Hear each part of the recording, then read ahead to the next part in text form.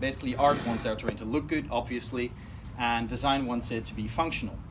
Now, I thought I can maybe think of a couple of ways to solve this. So I thought you could put together artists and designers, make them work closely together. You can have designers learn about the art pipeline, or you could build a tool to do it for them. And I guess you can guess which one I picked. So this is the workflow I made up for them.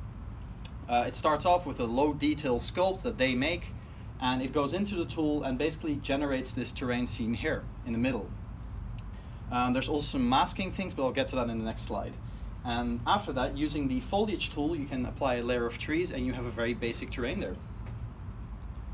So basically how the masking works is you put down a couple of objects in Unreal, and using these objects you basically mask out certain areas for certain noise passes. So in this case I put down a sphere in the center to indicate a plains type pass, with a box for the surrounding area indicating mountains. And as you can see here, that sphere basically, they both get applied and you get a noise pass out of it. Now, what fun is a procedural tool if you can't mess around with it? So that's what I tried out here, basically trying out the different features as well as just different shapes for the terrain. So here on the right is one of the main features, which is the river feature, or basically the mesh importer. Basically what this allows you to do is import a river mesh or a spline and project that into the height field. So you just import it into the tool and the tool takes care of the rest. On the top left there, not as visible here it seems, we have a road, basically does the same thing as the rivers. And note also how the trees aren't interfering with the road or rivers. This is basically functionality of the tool that makes sure that you don't get any nasty trees on top of the water, which usually doesn't happen. Now here's the same terrains but in some different perspectives, and really in the top left you can really see how both the material and terrain and foliage are affected by those masks. And yeah, so before I pass the mic to Ivo, I still have one more video. So thank you very much for listening, and yeah, enjoy the rest of the presentation.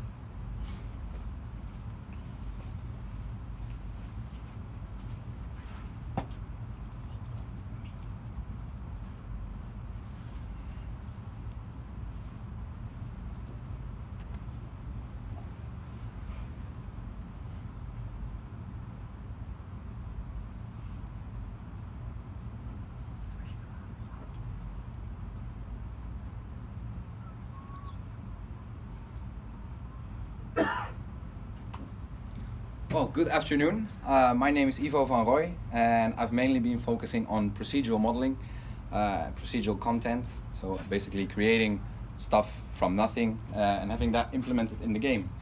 And the request that we got, or as our Houdini team got, was creating mines or a mine tunnel for one of our shooter games. As you can see in this image, there's a lot of stuff going on, and throughout the slides I'll go over all the different details. So first up is the workflow. I started off with creating a low poly mesh.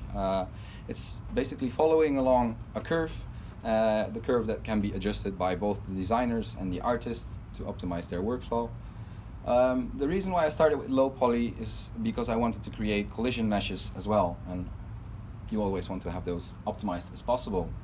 Then the second step from my tool is generating a high quality mesh, and that allows for a lot of deformation, so you really get the feel and look a little bit more of a tunnel shape. And then on the right side finally is the textured version in Unreal, which brings me to the next slide. Textures, and in this case UV space. One of the convenient things about my tool is that you can easily change UV space. And what does that mean for textures? It basically means that you can lower resolution of your images, or at least of your allocated textures, or make them higher depending on what's needed. I used an example of cobblestones. It's just a standard texture, tiling texture, which is in Unreal. And the cool thing about this tunnel is that no matter how you create it, it will always have tiling UVs. So you can mess around with it any way you want. Well, just having a tunnel on some support beams is not really that interesting. And the game teams, in their pipeline, they were creating a lot of art assets, and we got those art assets as well.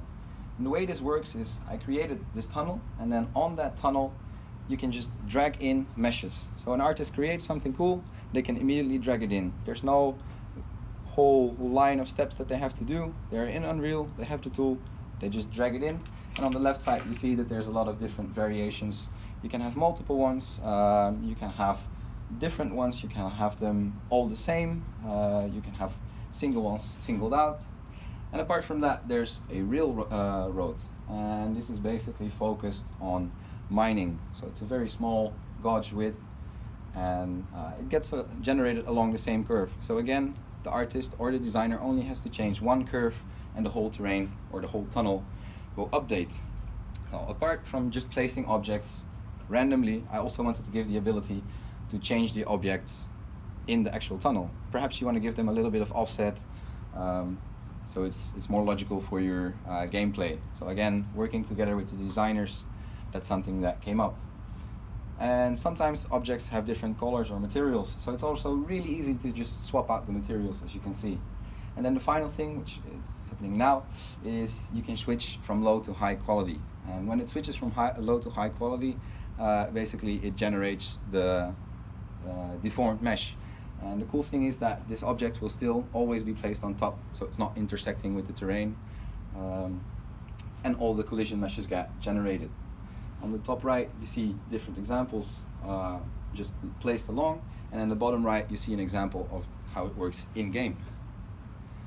And then on this slide what you can see is basically we got a request. I was working together with the designers and artists, and they were like, yeah, we're having this really cool tunnel, but we want to have entrances as well. We want to have cutout shapes. We want to be able to access the tunnels from different points. So what you can do is you can basically use a mesh or any primitive shape, and it will cut out a part of the tunnel. You can see it moving around. I used a sphere, and just scale it up and just move it around a little bit. And on the left side you see a visual representation, so you can actually see the object. And on the right side it only shows you the cutout space. The same goes for the actual collision boxes and all the stuff. And that brings me to my beauty shot, which is a tunnel generated along a curve, different objects getting offset, and all materials applied. So this is how it looks when it's in development, and then finally when you're in the game, this is a screenshot from there, how it looks. And that concludes my part, so I'll give the word to Vincent. Thanks. Hello everyone, my name is Vincent, and for the past couple of months I've been mainly focusing on procedural modeling and a bit more specific on the generation of houses. And not just a single house, but a lot of them. It was requested by one of the game teams. They have a huge map with a lot of small villages that need to be filled with houses, and they did not have a lot of artists to create all these houses. So I went in Houdini and started to work on the building generator. And the biggest challenge I found was making it ready for production. And what I mean with that is for the artist to create actual art for it. So it is built in all kinds of small modules that I can easily replace, and also replace it per house type. So for example, if you have a residential house, a store, a casino, you can easily swap out modules or expand on it. It's just a matter of copy paste and add new textures to it, and for the designers to be able to generate a house, and also for later in production change it to their needs. So if there's something they want to change, something small, they can easily do that. The danger is though that it is procedural. You override a procedural output, so they can't alter the seed after it anymore. But it allows for small changes, and this demo is a bit extreme.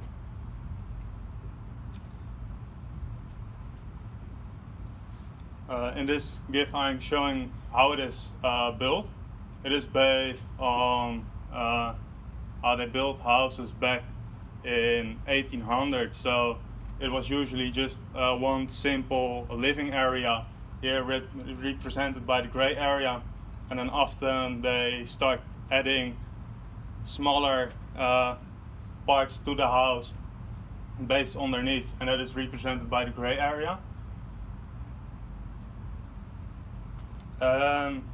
For the interiors, that is also a thing, because the game allows the player to also walk into the houses. They also wanted to have procedural interior placement, and that is what I've been working on for the past block. And this is one of the early prototypes showing placement of furniture in the interiors. The rooms are also done procedurally, as well as a stair placement. And that was my presentation. Next is Karen. Thank you. Thank you, Vincent. So hello everyone, my name is Calvin Kaiser, and I'm a VFX artist, part of the Houdini procedural team. And a little bit of background, the first 2 years I did design and production, and I'm also the producer of the team. And then I, this year, switched over to visual arts and mainly focused on VFX. And then the past 2 blocks, which is about 16 to 18 weeks, I focused on decals, and mainly impact decals, and I covered a lot regarding topics in blueprints, shaders in Unreal Engine, and then also texture and asset creation inside Houdini, which is what I'll be covering in the next few slides. So I don't know if any of you guys have played PUBG or any Battle Royale games where you would get shot and just die and you didn't really know where you would get shot from.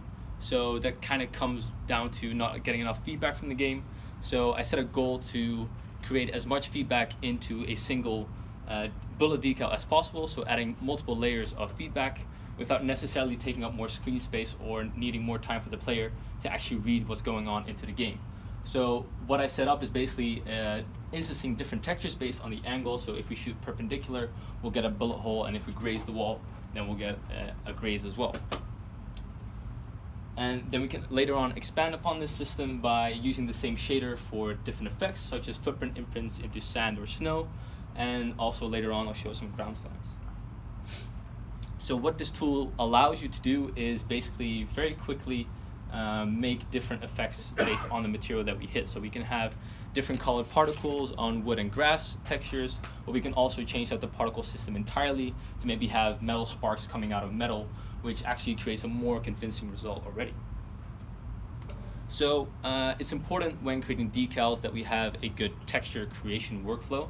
And to do that in Houdini, we also have to make sure that we remain within a 2D texture space, but also have a lot of terrain creation. Because if you think of it, decals themselves are little craters, and also craters are just part of terrain. So if we use the same terrain tool set that Houdini provides, we can easily just iterate on the textures very simply. And we can also use custom geometry that game teams provide to us to create footprints, for example, and also something much more compelling and complex, such as a ground slime. So once we generated a height map in Houdini, we can feed that into a parallax shader, which you see over here to the right. And then with just a few parameters, we can either increase the depth or decrease the depth. And we can also fix any clipping issues that might occur depending on the height map texture. And additionally, artists could also use their own normal maps and texture maps to create their own materials if they wanted to.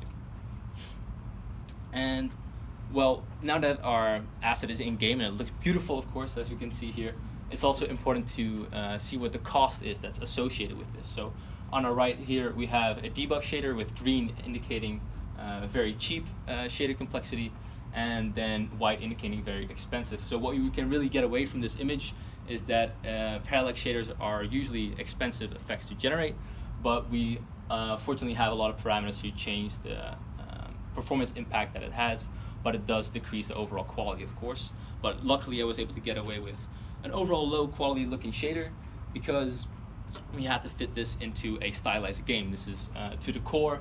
It's a roguelike set in a desert planet, so it really blends nicely with sand, and also you can see the footprints kind of are identical to how sand footprints work as well. And then we have also some emission originating from the core of the cracks.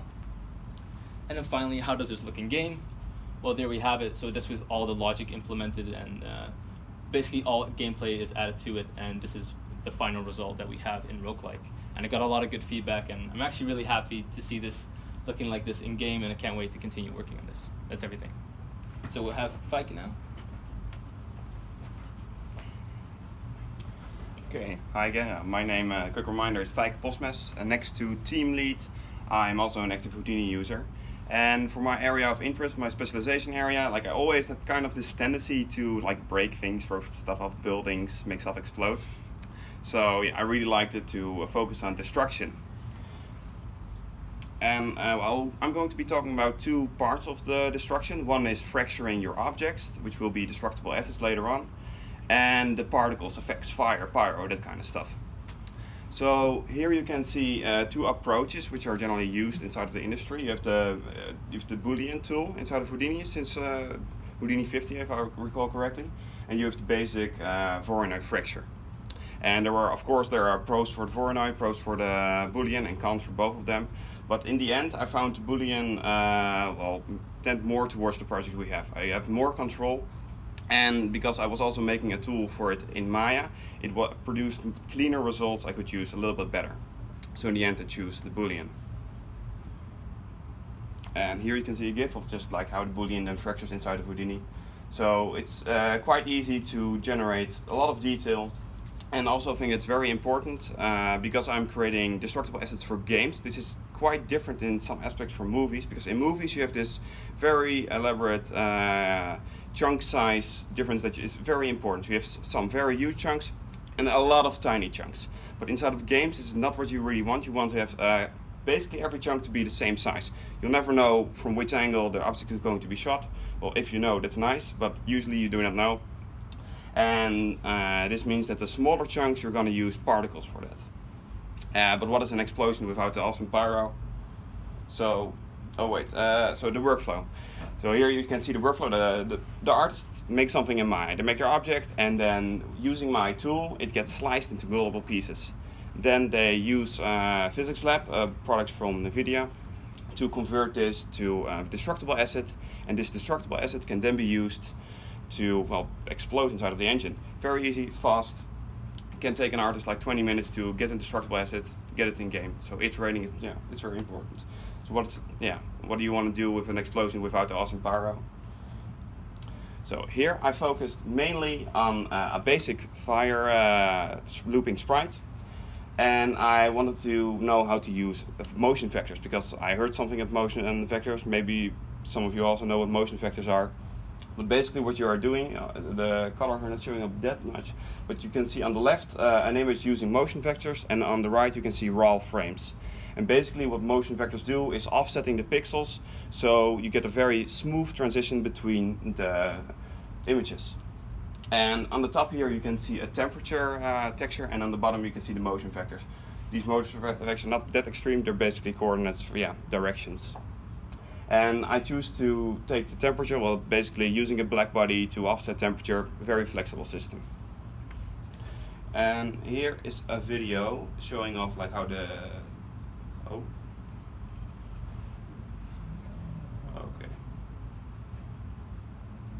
this video didn't work. Okay, here's a video showing off the temperature. So basically you have multiple temperatures, and you can change them in game. It's a very flexible system, so your artist can later on decide, this explosion needs to have more bright colors, or it needs to be darker, more gray colors. It's it depends to be a very flexible system, so your artist can iterate. And here is then the final video I have.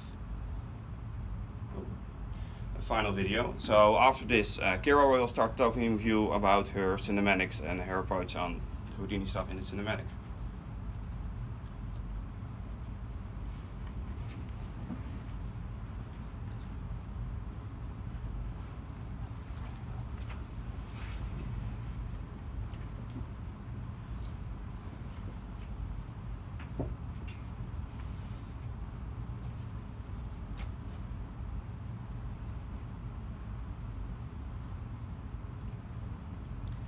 what if I told you that in a matter of 8 weeks, someone with little to no experience of Houdini can fall absolutely in love with it and basically just want to elope with Houdini for the rest of their lives? My name is Kira Krepesho, and I'm representing, speaking on behalf of the cinematic team of third year. Me and 6 other members of my team have been working on this project for the last 7 months, which includes 8 weeks of learning about cinematics, storyboarding, coming up with ideas, another 8 weeks of basically making an animatic, editing it as much as to the state of polish that we want. And for the last 8 weeks, we've basically been creating all the content for this. So I'm going to show you the current state of our animatic.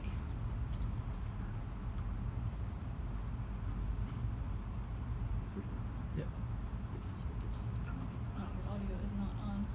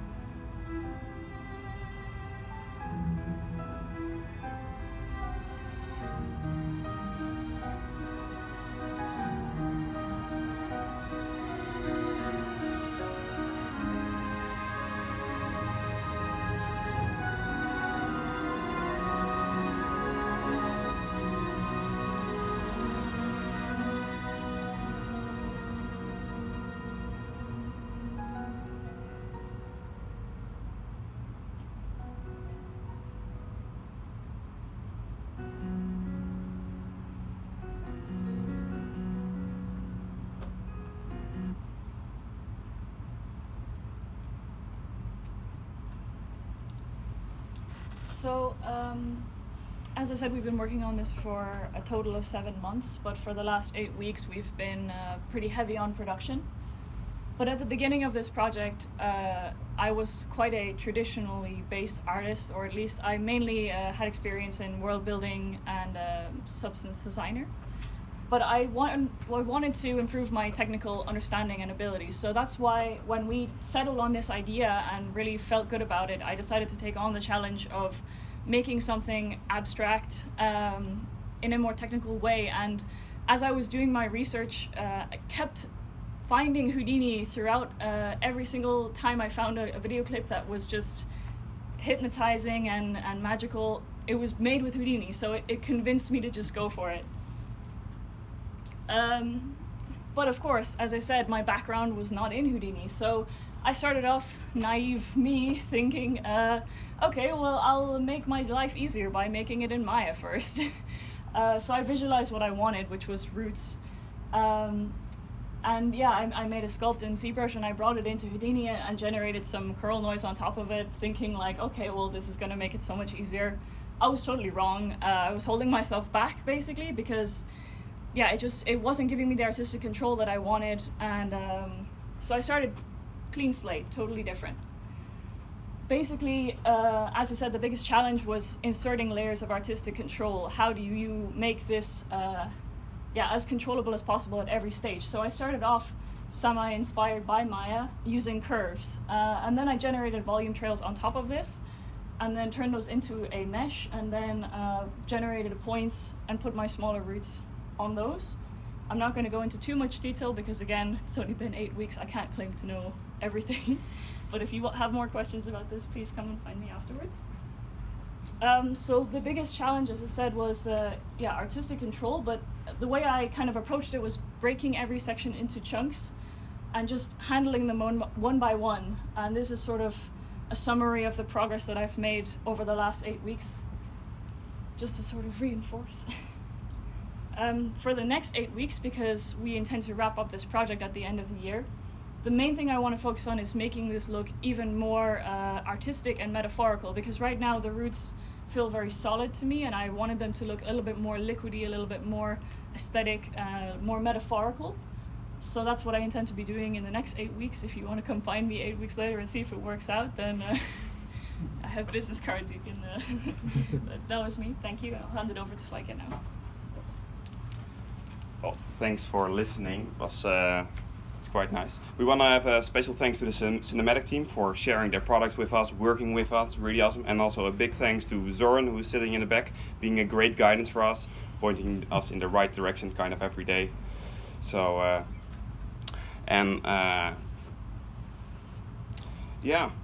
these are our names again. And well, just for you guys to know, we are third years. Next year we are totally up for an internship. So just so you know, we're also sitting here. So if you want to look at some more of our works, this is just like the past few months and just the main project we've been doing. But we have multiple smaller projects, and we would love to show them to you if you're willing. So yeah, and if there's anything that you really didn't understand, if you want to know more of, like, go ahead, ask a question. Any questions? Can I just add it was a good presentation, but I think we showed too many of the finished products. So the guys were trying to show stuff that made it into the game, or the stuff that's close to final. But it's true what Flyke said, they have lots of files and prototypes that they are building, and also lots of research areas that they touched upon. And for example, just to highlight two of those which I think are really interesting development for this year for us is Yone is I think wrote his first neural network, or even a couple of those by now. So he's looking really heavily into deep learning and AI.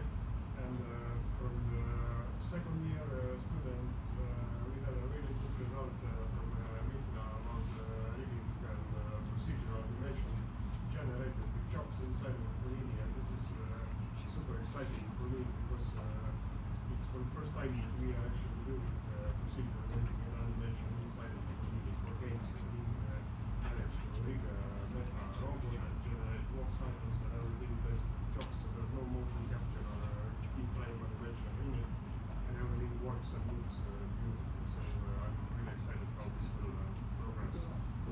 So like you guys said, feel free to stand up, go to that computers, have a chat, and we still have some